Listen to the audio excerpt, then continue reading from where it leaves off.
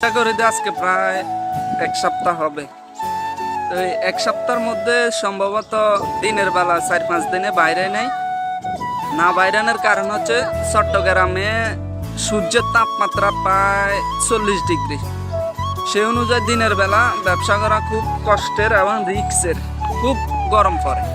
চট্টগ্রামে এত রোদের তাপমাত্রা প্রায় 40, সে অনুযায়ী ব্যবসা দিনের বেলা করা কোনো রকমে মিলাইতে পারতেছি না। আর বিশেষ করে বিকেল বেলা বাইরে, বিকেলে 4টা-5টা করে বাইরে, রাতে 9টা-10টা, এরকম করলে কি ব্যবসা হবে? ব্যবসার মধ্যে নতুন নামছি আজকে প্রায় এক সপ্তাহ মতন। হাফ বেলা করে 1200, 1300, 1500, 1800, 2000 করে বিক্রি করি, এই অবস্থা। এর মধ্যে কালকের দিনে বাইরে নেই, আজকেও হাফ বেলা বাইরে মুখ দেখি আল্লাহ কত রাখছে রিজিকে। তো সবাই আমার জন্য দোয়া করবেন। ব্যবসা নতুন, যেভাবে ব্যবসা করতেছি সামনের দিকে আগানো কোনোদিনও মনে হয় সম্ভব। আমার স্বপ্নটা পূরণ হবে না, গরিবের স্বপ্ন আসলে পূরণ হয় না, এটাই স্বাভাবিক। আর যেহেতু গরিব ঘরে জন্ম নিয়েছি, স্বপ্ন দেখার হাল ছাড়বো না। সবাই আমার জন্য দোয়া করবেন।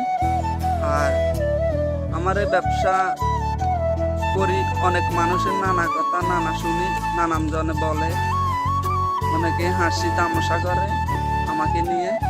আমি এক কথায় হাসির পাত্র। আমি আল্লাহর উপরে ভরসা করে চলি, কারণ যেহেতু আল্লাহ পৃথিবীতে জীবজন্তু মানব পাঠাইছে, তার অবশ্যই রিজিকের ব্যবস্থা করছে। সবাই আমার জন্য দোয়া করবেন, আমি যেন এই ব্যবসার উসিলায় চলতে পারি। এবং রিজিক তো আল্লাহ এই ব্যবসার মাধ্যমে দিয়েছেন। তো আমি হতাশ না, হতাশ শুধু এটাই যে প্রাকৃতিক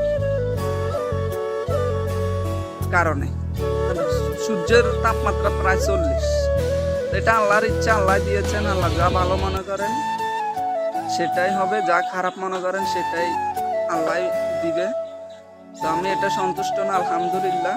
হয়তো আমি এখন করতে পারতেছি না, সামনেও করতে পারবো। এটাই সবাই দোয়া করবেন আমার জন্য। আর যেভাবে করতেছি সামনের দিকে যেহেতু আগায় নিতে পারি, সেই জন্য দোয়া করবেন। আর সামনে আসতেছে বৃষ্টির দিন, খুব টেনশনে আছি। বৃষ্টির দিনে কি করা যায়? এখন তো রোদ্রে করতে পারতেছি না, বৃষ্টির দিনে কেমনে করবো সেটা নিয়ে আছি আরেক টেনশনে। কারণ মাল এগুলো ভিজাইলে নষ্ট হয়ে যাবে, কার্টন আছে। এখন কি করা যায়? টাকা পয়সা হইলে দোকান একটা নিয়ে ফেলতাম, বসে থাকতাম। আর আজকে বাইরে নেই, দেখতেছেন এখানে বসে আছি। আর দোকান থাকলে তো দোকানে বসে থাকতাম। কি করার, কপালে যা আছে তাই হবে। আল্লাহ যা কপালে রাখছে তাই হবে। তো অবশেষে একটাই কথা, আমি হাল ছাড়বো না। সবাই আমার জন্য দোয়া করবেন। আল্লাহ হাফেজ।